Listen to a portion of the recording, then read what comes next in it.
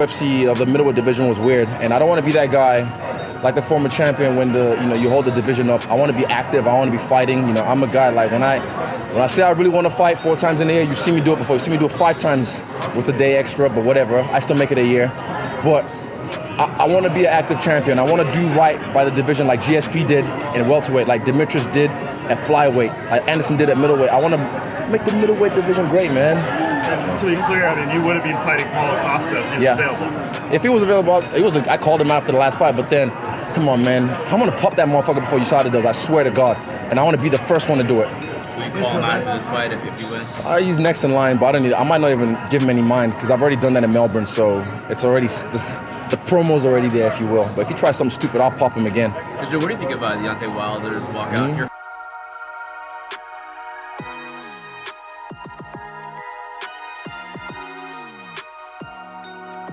Comes to us from MMA Junkie, but there might have been a report. Former interim UFC lightweight champion Dustin Poirier is expected to return against one of the division's surging contenders in a main event.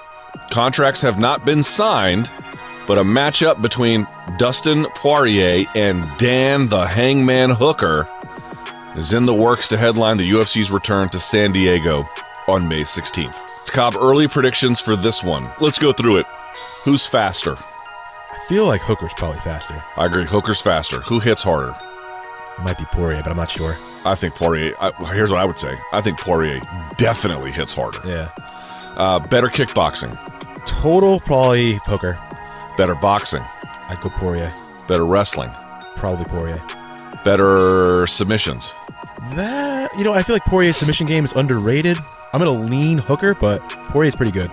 Who's beaten better fighters? Poirier. Sounds like you're leaning Poirier. Kinda, yeah. The only thing I don't like Poirier is the layoff. I'm not usually big on fighters coming off the layoff, but he's been trying though, poor guy. I know. He's been trying to get a fight. I know. Yeah, you know what? Maybe he might have even done well though with some time off after some of the wars he's been in. Yeah, I think I'm leaning Poirier on that.